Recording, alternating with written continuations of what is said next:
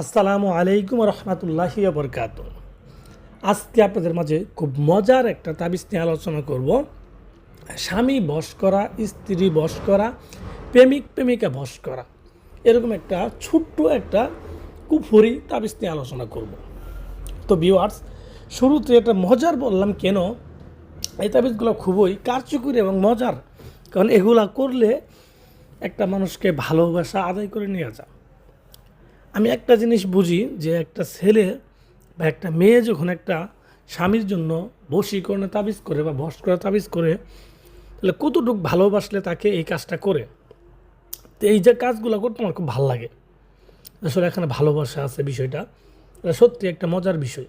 তো যাই হোক, আজকে একটা ওইরকমই খুব শক্তিশালী একটা কুফরি তাবিজ নিয়ে আলোচনা করব, যে তাবিজটা করলে আমরা কাঙ্ক্ষিত ব্যক্তির ভালোবাসা আদায় করে নিতে পারবেন, তাকে বশ করতে পারবেন, তাকে এক প্রকার গোলাম বানাতে পারবেন। তো ভিউয়ার্স, যারা নিজের স্বামীকে অথবা নিজের স্ত্রীকে বশ করতে চান, তারা কিন্তু এই তাবিজটা নিজেরাই করতে পারেন। আর এটা আরেকটা বিষয় হচ্ছে, আরেকটা গুণ হচ্ছে এই তাবিজের, এটা আপনারা নিজেরাই করতে পারবেন। এটা কোনো কবিরাজ লাগবে না, কোনো তান্ত্রিক লাগবে না। একটা ছেলে মেয়েকে করতে পারবে, মেয়ে ছেলেকে করতে পারবে, কম বয়স বেশি বয়স যে কারোর জন্য করা যাবে, এবং দূরে কাছে যে কাউকে করা যাবে। এটা যদি বিদেশেও থাকে লোক, তাকেও কিন্তু আপনি করতে পারবেন, কোনো সমস্যা নেই। এটা দূর থেকেও কাজ করবে, এটা শরীর বন্ধ থাকলেও কাজ করবে। অনেকের ক্ষেত্রে অনেকে বলেন যে ভাই, এরকম অনেক তাবিজ করছি, নিজেরা করছি, কিন্তু শরীর বন্ধ, ওখানে কাজ হয় না, বা অনেক তান্ত্রিক কবিরাজের কাছে গেছি, টাকা পয়সা দিছি, কিন্তু এই শরীর বন্ধ করা থাকে, অমুক সমস্যা থাকে, অমুক সমস্যা থাকে, এর জন্য কাজ হয় না। আসলে বিষয়টা ওই রকম না, বুঝছেন, যে শরীর বন্ধ থাকে এরকম না। যেগুলো কাজ হবে, যেগুলো তাবিজ কাজ হবে, ওইগুলো শরীর বন্ধ থাকলেও কাজ হবে, শরীর খোলা থাকলেও কাজ হবে, এগুলো কোনো বিষয়ই না। আসল বিষয় হচ্ছে তাবিজ, সঠিক তাবিজ। সঠিক তাবিজ থাকলে আপনার যে কারো শরীরও হবে, কাছে দূরে সব জায়গায়। অনেকে আমাকে এরকম অভিযোগ করেন যে ভাইয়া, তো অনেক কাজ করাইছি বা অনেক কবিরাজ যে কাজ করে তারা বলে দূরে থাকলে হয় না। এগুলা ভুয়া কথা। এগুলো তাবিজ কবর জন্ম হয়েছে দূরের জন্যই, কাছের জন্য না। এটা আপনি জি তাবিজই বলেন, সঠিকভাবে করা লাগবে।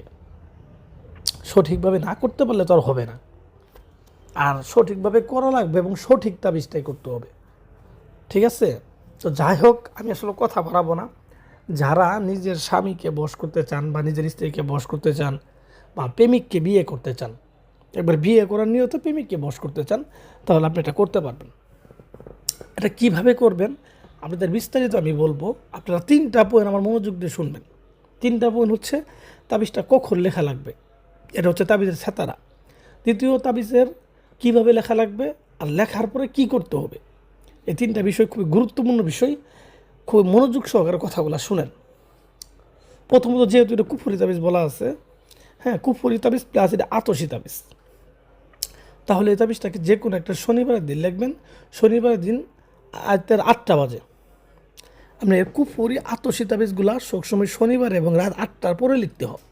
এটা হচ্ছে সেতারা। তো এটা লিখতে হবে। তো লিখবেন কীভাবে?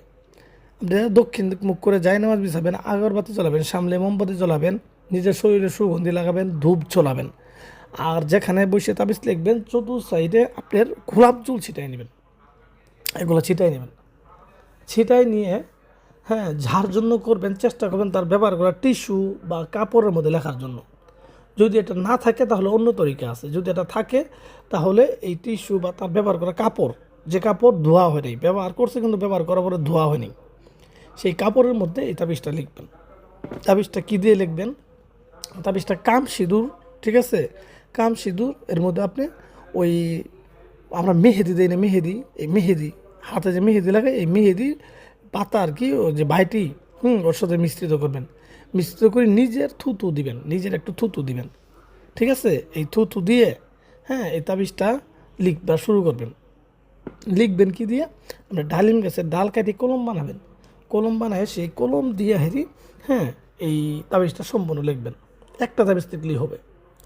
তো লেখার পরে তাবিজের নিচে ছেলের নাম, ছেলের বাবার নাম, মেয়ের নাম, মেয়ের মায়ের নাম, এগুলো আরবিতে লিখে দেবেন সুন্দরভাবে। আমি বারবার বলি, আরবিতে লিখে দেবেন, বাংলাতে কখনোই হবে না, আরবিতে লিখে দেবেন। তো এই নামগুলো আপনি সুন্দরভাবে লিখে দেবেন সঠিকভাবে।